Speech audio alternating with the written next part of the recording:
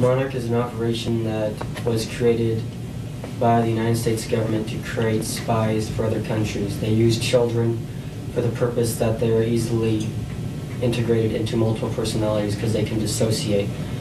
Monarch is a program that is run by Michelangelo Aquino, who was an Army Reserve colonel at Presidio. He is also the leader of the Temple of Set. He also runs a child daycare center. He also is involved in human sacrifice. Is he employed by the United States? Yes. At what facility? Presidio, California. Is that in San Francisco area? Presidio Yes. Naval Base? Yes. Do you know what rank Michael Aquino holds? He was a colonel. Is he currently employed there?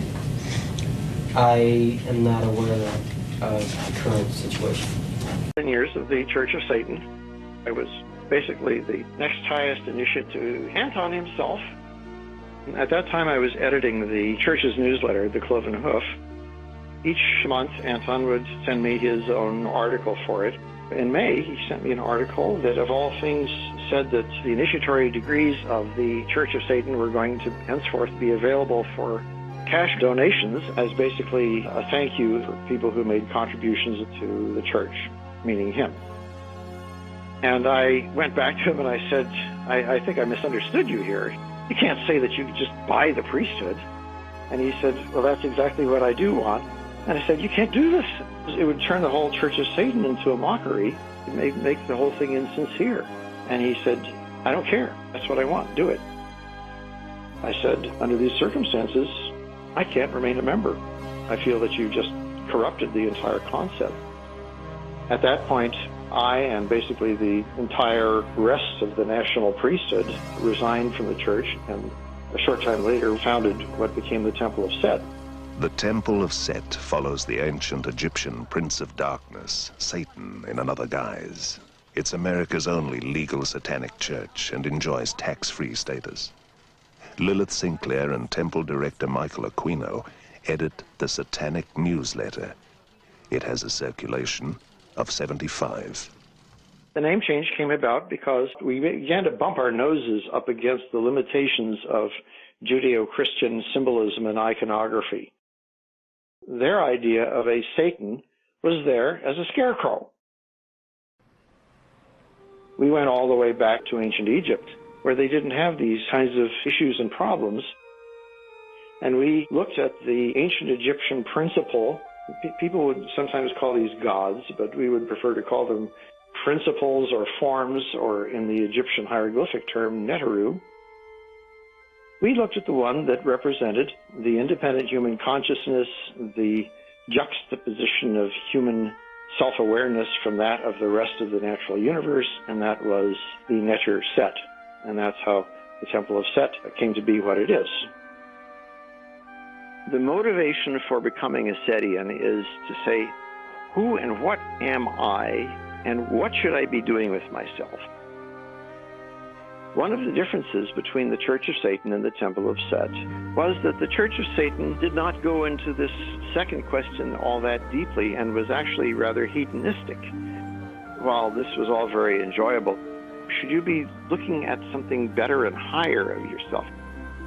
How can we enter any situation and make it better instead of reacting like angry animals or greedy animals or lusty animals? How can we raise the standards of our conduct to what a true divinity would be? Underlying almost everything we do is a much greater commitment to this quest for the perfection of your personal soul. And that's what brings people to become Setians.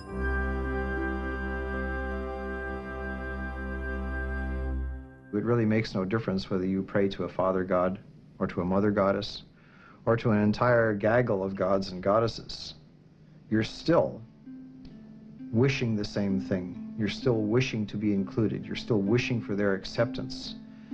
You're waiting for them to put their arm or arms around you and say, you belong. The Satanist, the black magician, we do not seek to have our decisions and our morality approved or validated by any higher god or being. We take responsibility unto ourselves.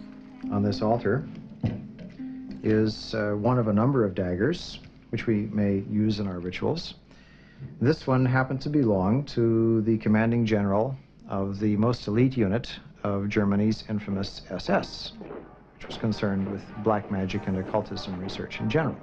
I have been to the Wewelsburg, which still preserves Heinrich Himmler's ritual chambers to this day, and have conducted a black magical ritual in the so-called Hall of the Dead beneath the Wewelsburg. This particular dagger is inscribed to our comrade in the Leibstandarte Theodor Wisch, Brigadeführer, a major general in the Waffen-SS. And on its blade, it bears the inscription, Mein Ehre heißt Treu, or my honor shall be known by my faithfulness. Now, if a Christian said to you, you were just really worshipping yourself, what would you say? In a sense, they would be right. It is a form of self-worship. The only thing that keeps it from being totally that is that there is this sentient being, which is the Prince of Darkness, or Set, or Satan on a more primitive level.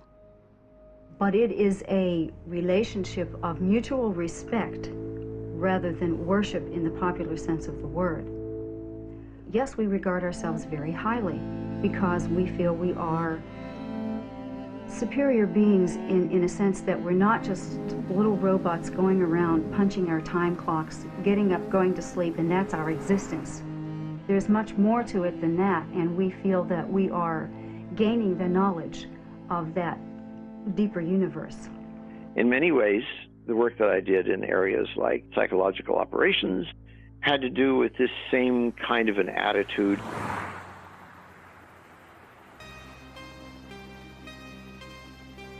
Later on, when I was assigned as a research and development officer to the 7th PSYOP group in San Francisco, I was asked by its commander, Colonel Vallely, to do a post-mortem on the PSYOP effort in Vietnam because the war was generally a failure over there for us. The result was to come up with the realization of why U.S. PSYOP had not worked.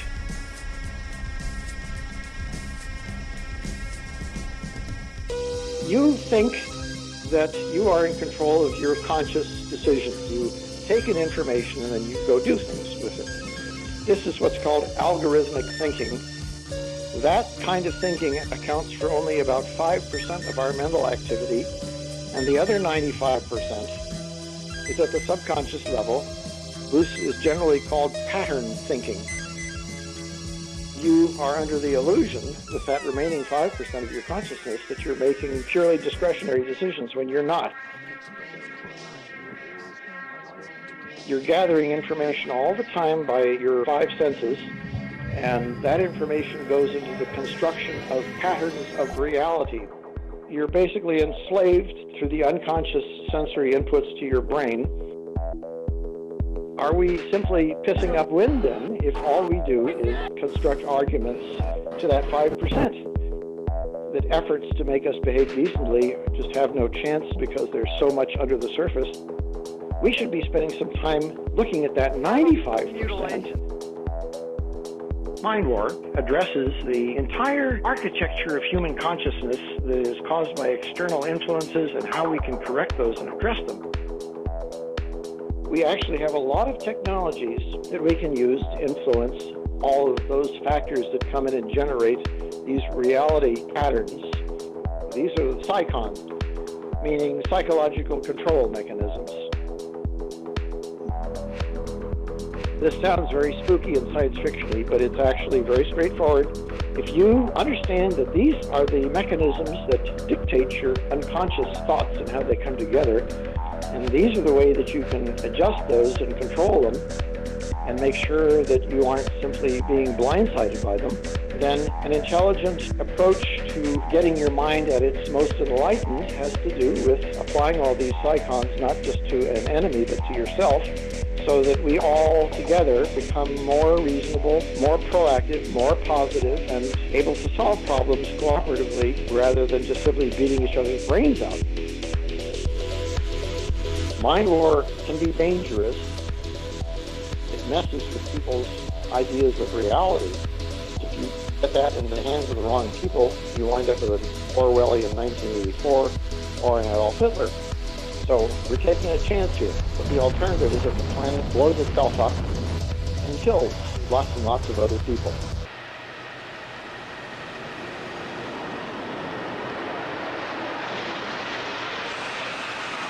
Holy fuck! Oh my God! Oh my God! Since 9/11, we're in a state of permanent war that has no defined enemy. The United States military has begun strikes against al-Qaeda terrorist training camps, undermine Saddam Hussein's ability to wage war. Degrade and ultimately destroy the terrorist group known as ISIL. No way to know when it's going to end. And it wasn't really declared in the first place. And now it's just sort of taken for granted, and nobody knows how to stop it. Nobody's even trying. I figured I had to start somewhere. Mind war is just a way to deal with national stresses and strains and problems without shooting somebody.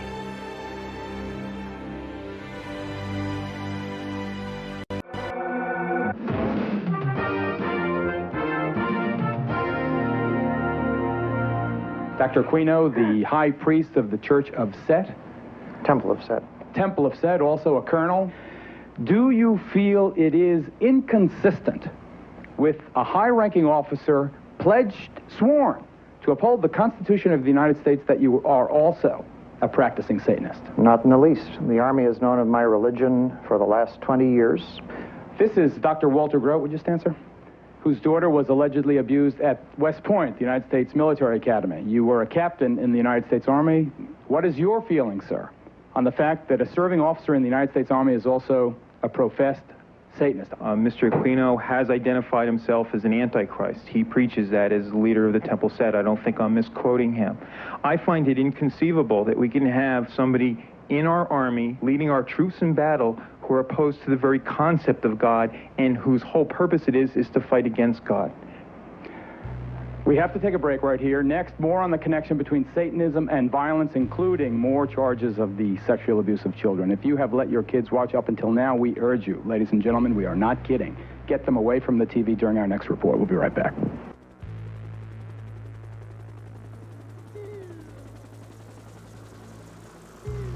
The interesting thing is I never received a single shred of negative accusation or publicity or anything until the period of time when the country was going through a kind of a hysterical mania about imaginary satanic ritual abuse that was supposedly convulsing daycare centers all through the country.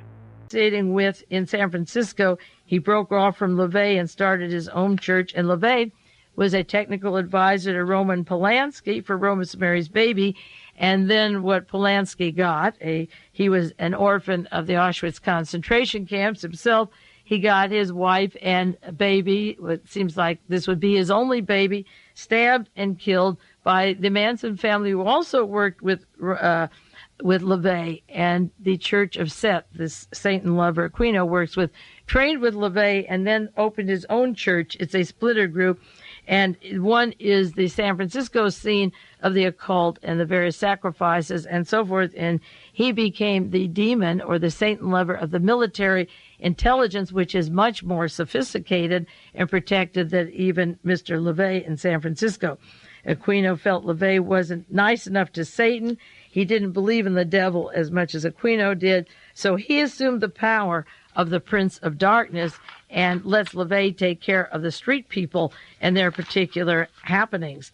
Now, there was an article in the San Francisco, San Jose Mercury, November the 4th, 1987. Presidio Care Center takes the test of the first Army scrutiny.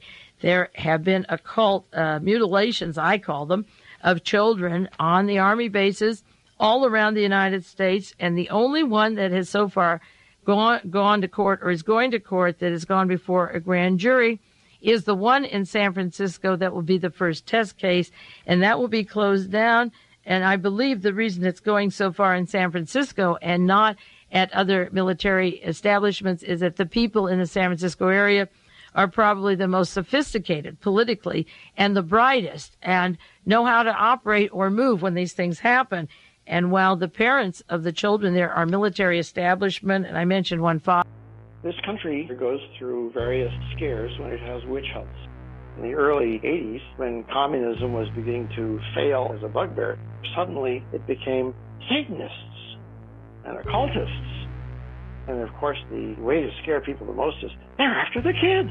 A bizarre story unfolded in a Los Angeles court today, a story involving sexual abuse of children in daycare centers.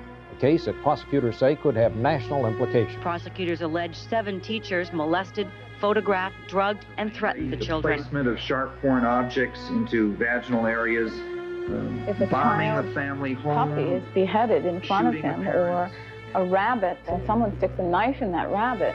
That's a very convincing thing. It's the latest in what seems to be an epidemic of child abuse in this country. There's a substructure of people who are child molesters, and people who do not come from that subculture would not be hired at that school. She uses anatomically correct dolls and puppets to try to coax the truth from preschoolers. Mr. Parrott, can you help Susie show us what happened to her? No day goes by without more reports of sexual abuse of children. Police say dozens of children are involved in 7 child molesting cases revealed here this month. The state says child abuse is not increasing here, but public attention given the crime is. Law enforcement authorities suspect they may have stumbled on an international child abuse ring. 2 well-dressed men were discovered with 6 filthy, ragged, insect-bitten children. The organization is probably some type of satanic cult, and a prerequisite of joining this group is to give up the rights to your children. Officials allege that the group was conducting brainwashing techniques and that the children were used in rituals. Authorities still lack precise answers to very fundamental questions. Who are these children? Where were they being taken, and why? And perhaps most worrisome of all, are there others out there like them? Candy Crowley, NBC News, Washington.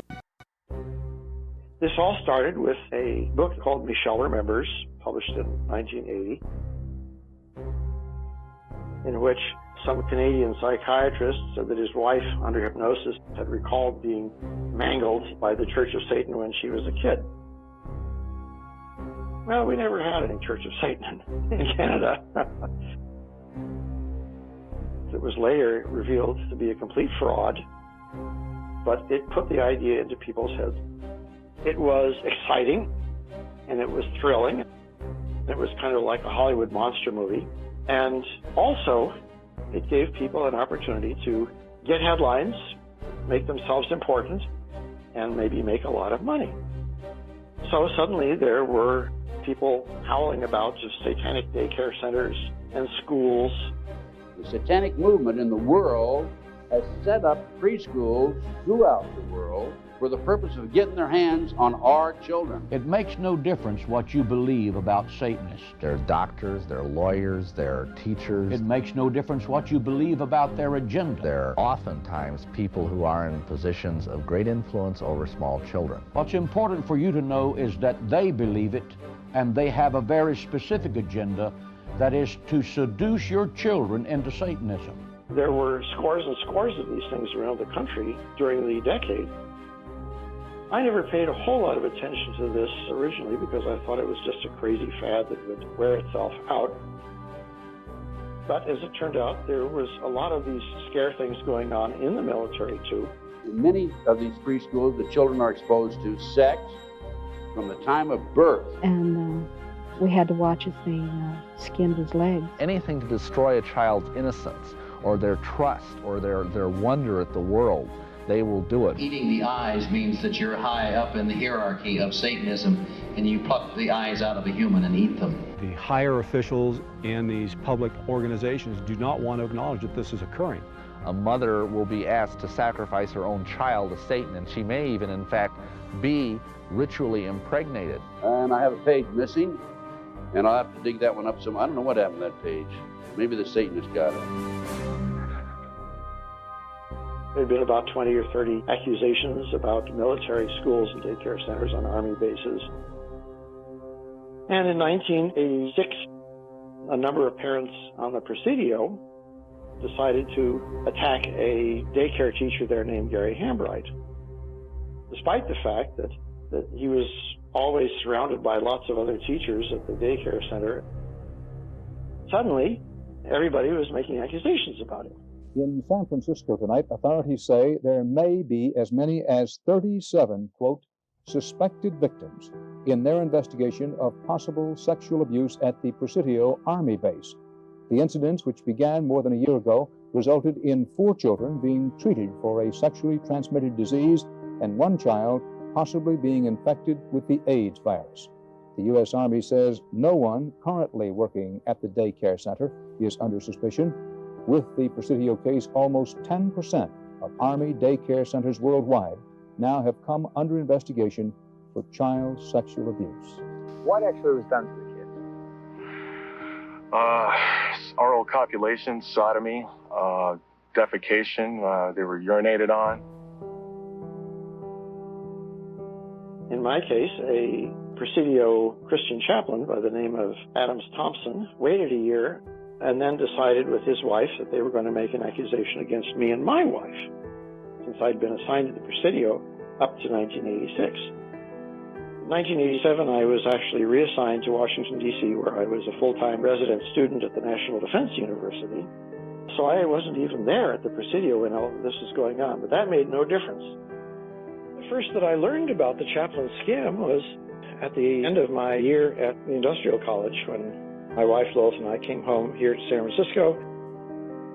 One evening when we were hanging around the house watching TV, there was a knock at the door, and in came the San Francisco police and the FBI with a search warrant.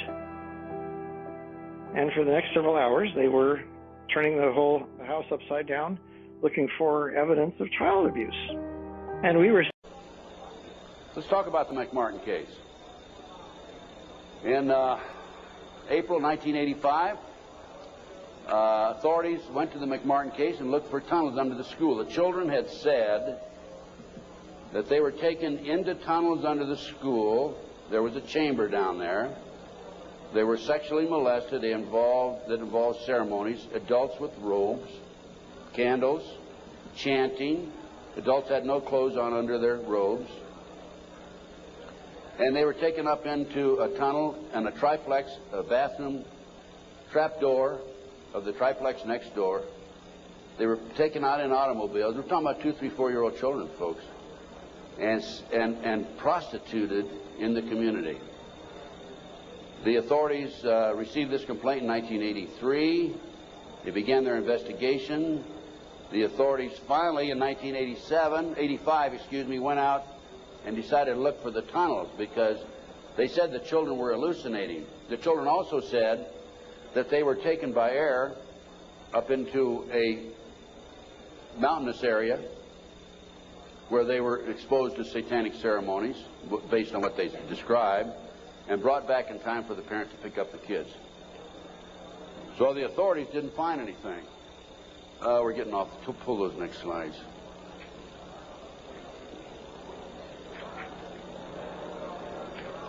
Well, I'll tell you what. In the spring of 1993, I heard that the property of the McMartin School had been sold from the McMartin family to the defense attorney, actually given to him. He didn't make enough off the county. His bill was only $3 million. And from there, he said he was broke and he sold it to a contractor. The contractor was going to build an office building on the space. And I heard that the contractor had this property, and so I went out and contacted him. And I said, "Dear sir, I would like to have access to that property." He said, "I'll give you 2 weeks." I signed a contract, assumed liability, and along with some of the parents, we hired an archaeologist from UCLA, Dr. Gary Stickle, knowing full well that I'm not qualified to say there's tunnels under there, even if I found them. And we began our dig. At the end of 2 weeks, I had to stall, because Dr. Stickle was not quite ready to admit there were tunnels. It took us 34 days. At noon the 34th day, with the bulldozers, with their motors running, ready to knock the building down, he was going to knock the building down and then build this office building, Dr. Stickle said, you know, I can say without any question right now, there have been tunnels under the school, they were filled in.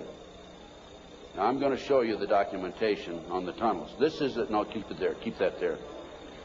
This is the, what we found. This is a preliminary report. I have a 186-page scientific report available to you out here if you're interested, by the way. We found a 9-foot wide subterranean entrance under the west wall of dog room. There were 4 classrooms. That was Ray Bucky's room. By the way, Virginia McMartin and Ray Bucky were tried. Virginia, the grandmother, was acquitted. Ray had a hung jury. And we found these tunnels in the middle of the second trial of Ray Bucky. They could have been used to convict him. We called the prosecutor. He sent his investigator out, Mr. Perez.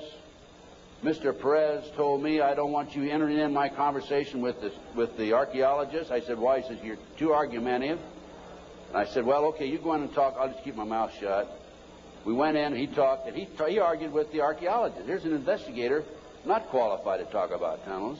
He said, there aren't any tunnels there, and the archaeologist, of course, argued. But anyway, they didn't use that evidence, strong evidence, in the second trial. They ignored it, right in the middle of the second trial.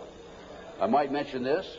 The children identified professional football players, professional baseball players, household name actors, actresses, and the son of the leading politician, not a leading politician, the leading politician in Los Angeles as being perpetrators. Okay, we found an avocado tree root cut on both sides of the entrance, and I'll show you this in just a few minutes. The entrance of the tunnel, as I said, it was 9 feet across the top, and on one side was a live avocado root, on the other side was a dead avocado root. They had to cut that out. We have this, by the way. We found a plastic Disney bag, copyright 1982, about 4.5 feet below the classroom floor, and 3 to 6 inches in from the entrance and under the foundation. Now, the reason that plastic Disney bag is so important is because we think that they filled the tunnel in 1982 when the complaint was initially brought to the attention of the authorities. I said 83 earlier, it's 82 when the complaint was made. And when they filled it in, the plastic Disney bag somehow or other flew in there as they were filling it in and nobody noticed it. Now, who says there is no God, right? What documentation, fantastic documentation, that tunnel, the entrance to that tunnel, this is right at the entrance, was filled in 1982 or sometime subsequent to 1982. Mr. Ken Lanning, the outstanding, know-it-all FBI expert, behavioral science, says that I took that garbage bag in 1993 out of a trash can and placed it there, that I planted evidence. Of course, Mr. Lanning says there's no organized satanic movement in this country today. There's only a few dabblers here and there. Thank you, sir. We have another 3 hours to go. Okay, can you hang in there?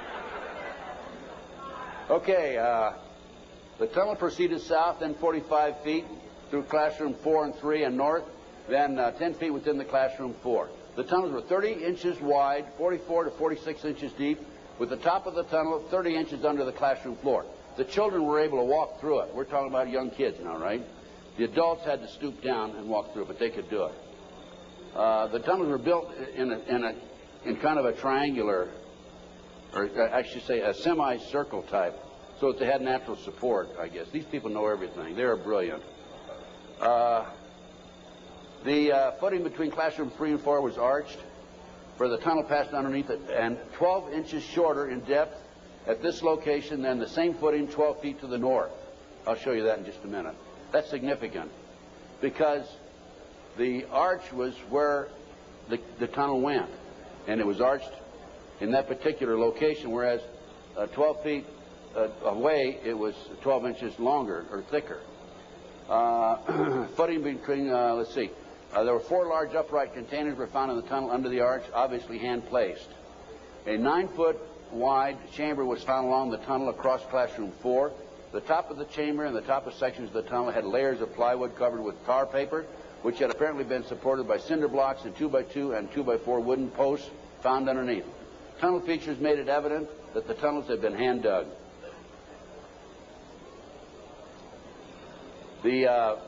The 7-foot tunnel extended into the triplex next door. Tunnel extended from the bathrooms off the office and classroom 1 to the front yard of the triplex next door. Front yard concealed from the street by a 3-car garage. Children described the entrance and exiting tunnels in the triplex yard exactly where the tunnels and exit were found. A 39 by 41 inch area under a hole cut in this neighbor's bathroom floor had been excavated and subsequently tilled. Now, that was where the kids told us ahead of time that they were taking out up in the trapdoor in this bathroom. And there was a crawl space in the house about like this, and we got one of our skinny archaeologists to go in there, take pictures. The bathtub protruded underneath the floor of the bathroom. There was a bathroom in the back of the same building in another apartment. It did not protrude there. This was the space we're talking about, 39 by 41 inches. Just enough room for a kid to come up and be taken out. Other significant facts: small white plastic plate with 3 pentagrams, hand-drawn on the top of the light green paint, was found by the archaeologists. Pentagrams were hand-drawn by an adult and not part of the manufacturer's design. Many other artifacts were found whose analysis will be released upon completion of the test. The analysis has been released. That's the scientific report I told you about. No doorknobs were on classroom 3, only a deadbolt lock. Each classroom had an on and off switch which was labeled fire alarm. The system did not connect to the fire station but was used as an alert within the school if somebody came around. More than 2,000 artifacts were found under the school floor, including over 100 animal bones. Due to the constraints and time constraints and so forth, we had to discontinue the process on noon the 34th day. By the way, this cost us, a lot of people donated their time. It still costs us money. It cost us between $55,000 and $60,000. I personally put in $17,000, which I ended up, in many instances, paying over a long-term period payment plan. This is a floor plan of the whole lot. We're standing there with our mouths open saying, what in the world is this?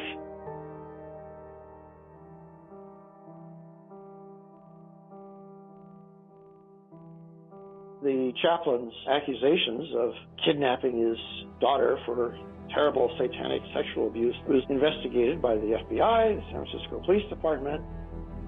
They quickly realized by checking my attendance records in Washington, D.C., this was a physical impossibility, because I was always recorded being present in class at the same time as the Adams Thompson kid was at the daycare center.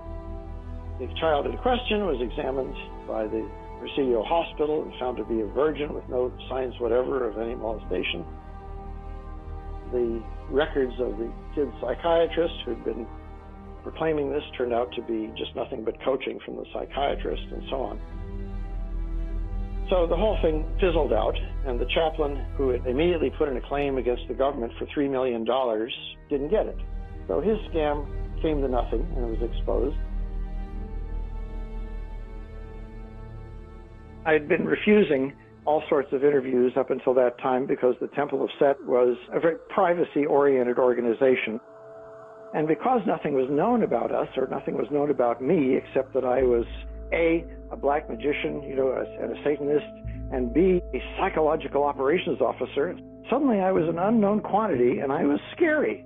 And then, of course, everybody was running around yelling and trying to find out about me.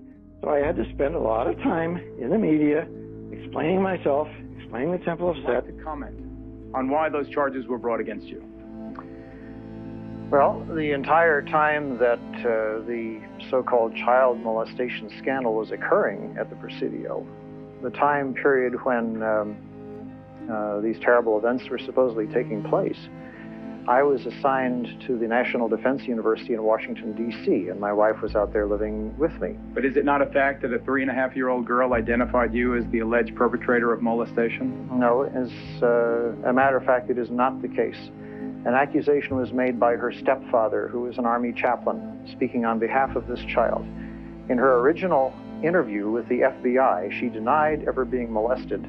I have seen, however, the affidavits for the search warrant of your home, and they indicate the child is speaking to the authorities, not her father. This was after she had been subjected to therapy.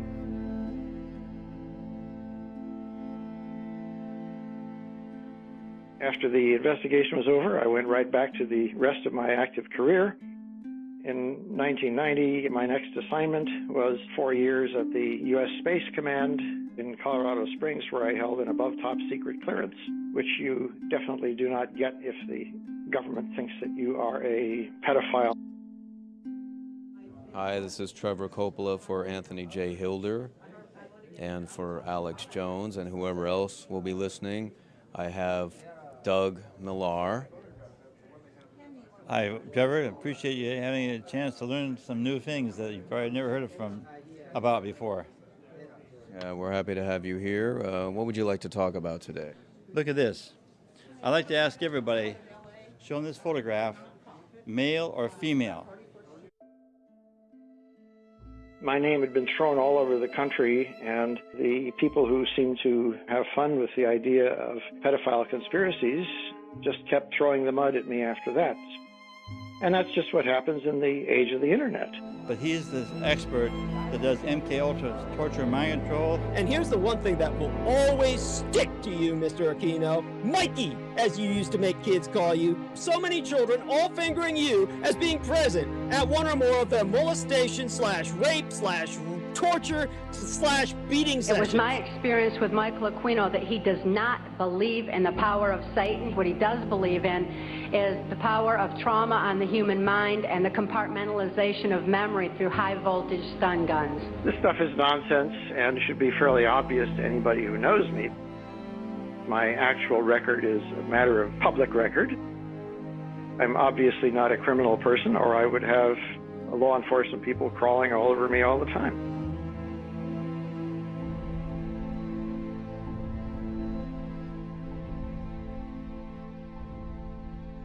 Hey, it's June 14th. This is Dave Schroeder. Aquino, I just don't know what to say to you anymore. You have your little Satanist group focused on me, the little millennials who weren't there when I was a kid. You and I both know that the rituals that were performed and the allegiances you made and the things that you did, these little millennials weren't there. They don't have any faith in anything other than themselves. And you've convinced a lot of people that God doesn't exist. Okay, I guess. See how well that fares for you in the end. God exists. And what we have been promised in the past is happening. And that's the way it's going to be. And there ain't a fucking thing you can do about it. You can convince the whole world that it's not happening, but it isn't going to stop it. So that's my video for the day.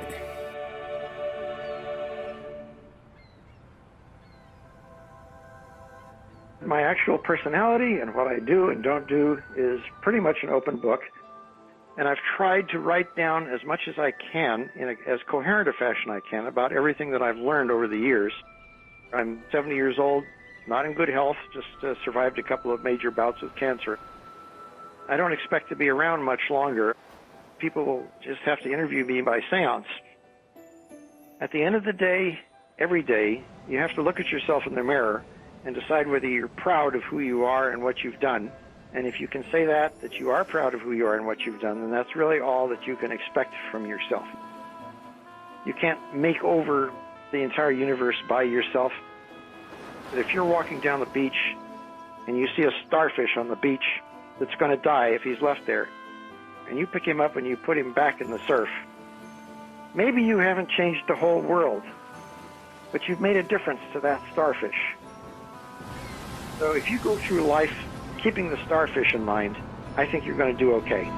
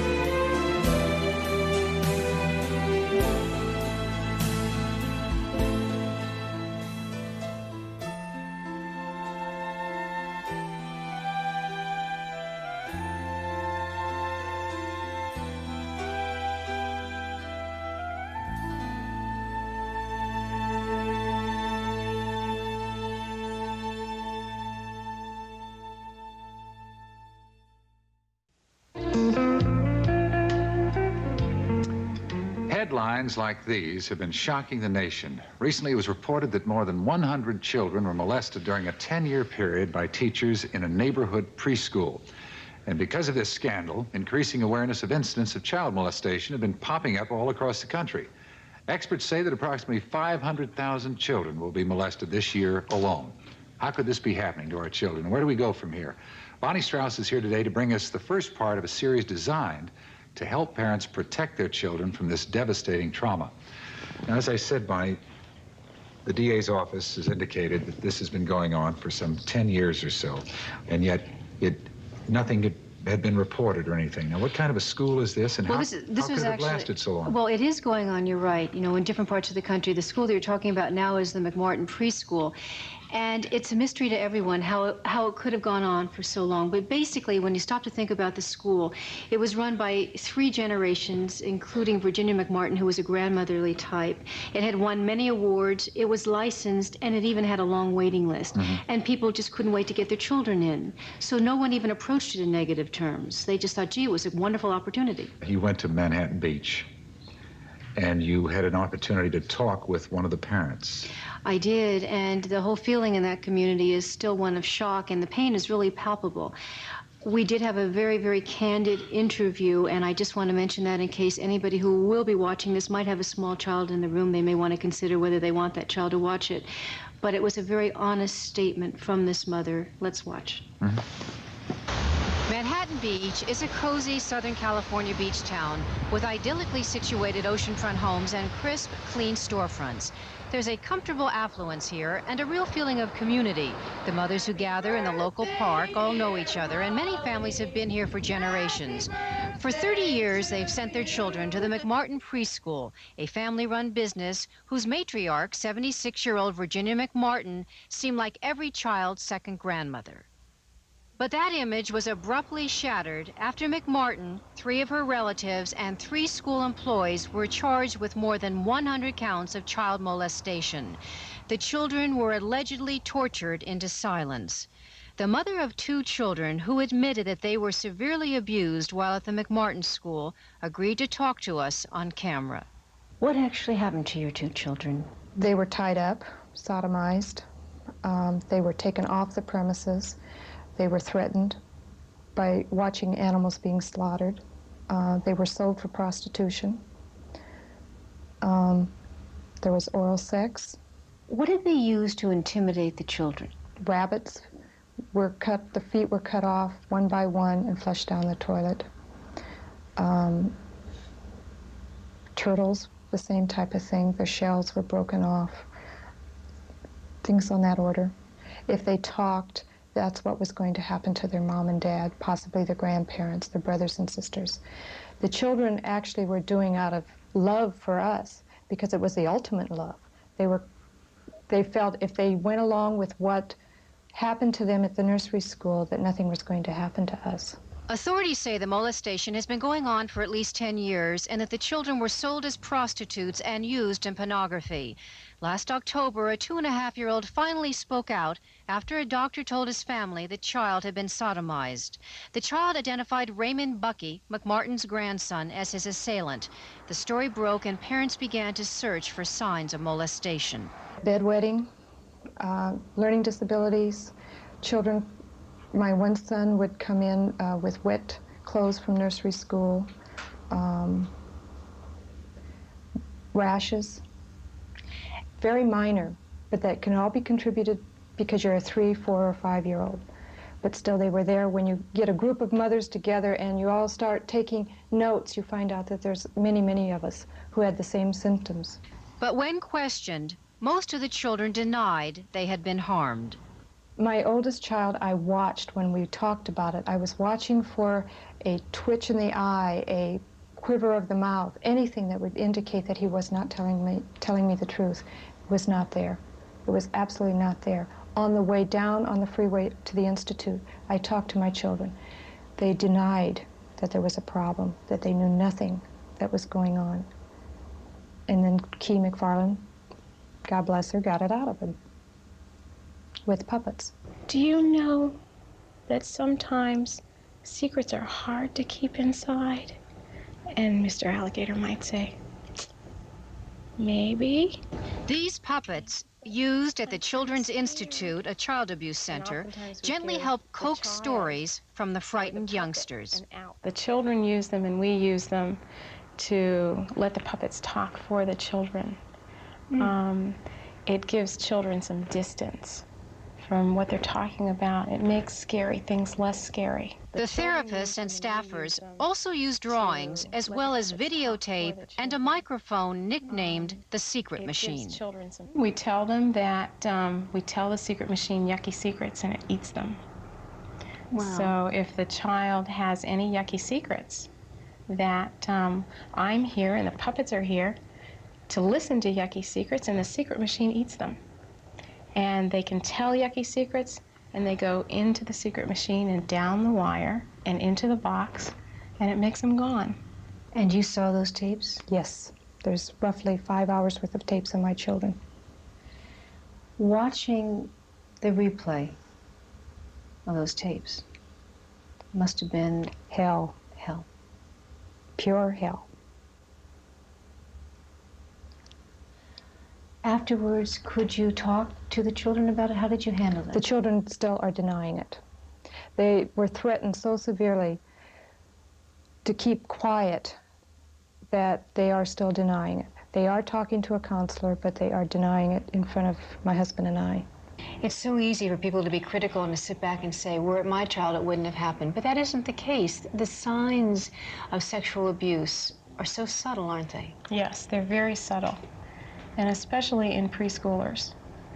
A lot of the things that are signs that we look for as professionals appear to almost everybody as things that fall within the normal range of childhood development.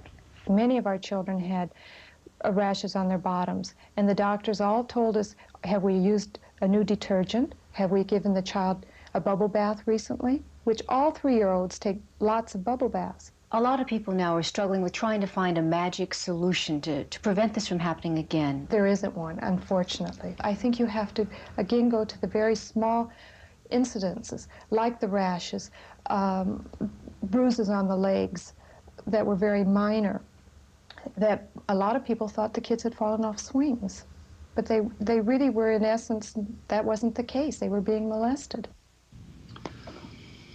That is devastating. I might add that all of the information that has been printed, all of the allegations are indeed allegations. It is alleged, and by no means do we wish to prejudice whatever case the DA may have against this particular school.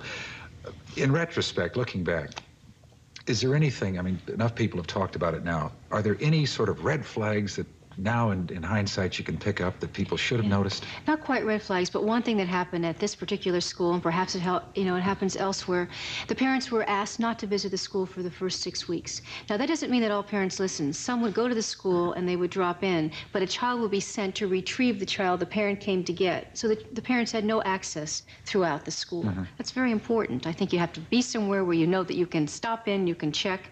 And the other thing is that parents must talk. Once these parents started talking and comparing notes, a pattern was established, and then it became much clearer. So often, we live so isolated. Well, I was staggered by a couple of things. First of all, the doctors didn't pick it up, but then they wouldn't be looking for that. And the other thing is, if we're so concerned about parents' groups and parents' activities and exchanges and so forth for older children, it would seem just good common sense to have it at this level. It's a shame it's taken this to have us sort of recognize that. Well, this obviously isn't the end of it. We have a series, and in a moment we're going to be joined by psychiatrist Dr. William Rader, who's going to give us a profile of a child molester, and most important, tell us how we can protect our children. Because they would go to so many different places. It was nothing unusual for Larry to be on a private jet 2, 3, 4 days out of a week. And, he could be anywhere. And, some of these things were cloaked in secrecy because a lot of them were instigated out of SAC. That's the Air Force Base in Omaha. That's Strategic Air Command. What did they have to do with it? That's where a lot of the MK Ultra things went on, the mind control. Okay, now let's talk a little bit about that, because When you say the mind control, now, how familiar were you with Paul Benassi? I testified at his trial against Larry King, where he won the $1 million judgment. This is the civilian lawsuit that Benassi filed against him, right? Yeah. I think it's February 5th of 1999 in Judge Warren Urbaum's court. Okay. I knew Paul. I wasn't really close to him. Yeah. But, I knew of him. That's pretty much the way most of the people I knew in Larry's organization, I knew of them, but I didn't want to get close to any of them. Right, okay. A lot of the kids were brought in. They were either drugged or they'd take them through this MK Ultra and do the mind control. Larry was very good at that. Now, and you say that the SAC base, Offutt Air Force Base in Omaha, that was a facility where they took these kids? Yeah. Let's go back to the Air Force Base, because I know Paul Benassi talked, quite extensively about stuff that he had been through. He was also, from what I understand, the psychiatrist that looked at him. He was himself a multiple personality, had been traumatized, and these compartmentalized personalities had been set up in him from when he was just a child. He claimed that he had been taken to Offutt Air Force Base. Did he not? Yeah. When I was with Larry and we went out to Offutt, what struck me funny was he would go right through the guard shack. They didn't stop him for anything. Didn't matter who he had with him. Okay, so it kind of implies that he was well known there. Oh, yeah. Yeah. Let me ask you this, Rusty, in your time with him around Larry King, did you ever see or know about any kind of cooperation that he may have had with any kind of government agencies, i.e. CIA or any of these other agencies that might be involved in some kind of covert activity? Oh, yeah.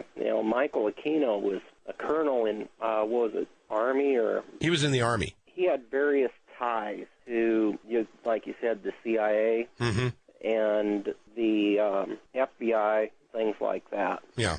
Getting back to that daycare center I was telling you about. Yeah. The guy boarded up the doors, and we were on a private jet to Washington, and he called Wadman, and it was beyond his hands by that time. And the sheriffs, he called them trying to get it opened up. They didn't want to touch it. State Patrol didn't want to touch it. So he was upset, and he called Reagan direct, and I sat there and listened to the phone call. Yeah. And I could hear because I was just right next to him. And it was open within 20 minutes. Wow. Yeah. So he had the juice. Oh, he had the juice. King was also involved in kidnapping. Oh, yeah. What knowledge do you have of that? They'd have what they'd call catalog kids.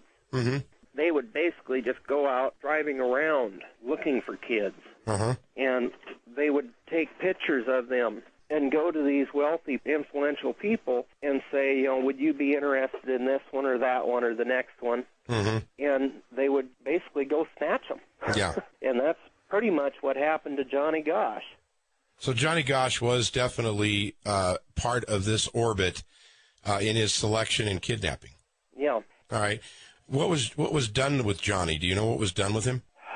He was basically made into a sex slave. Yeah.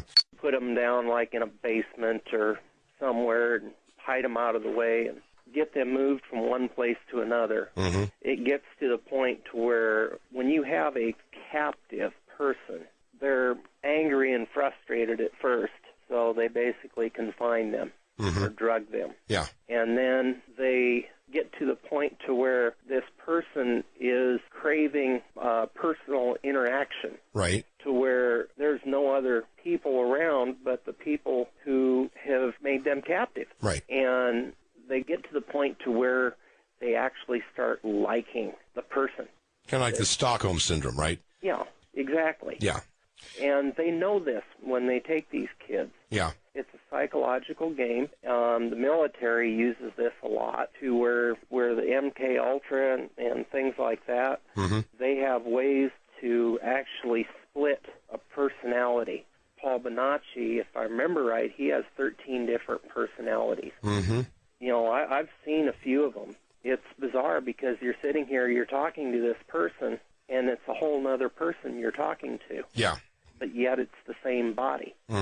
It's kind of eerie, actually. Yeah. Let's talk about the investigation itself and some of the stuff that went on with DeCamp and Senator Schmidt.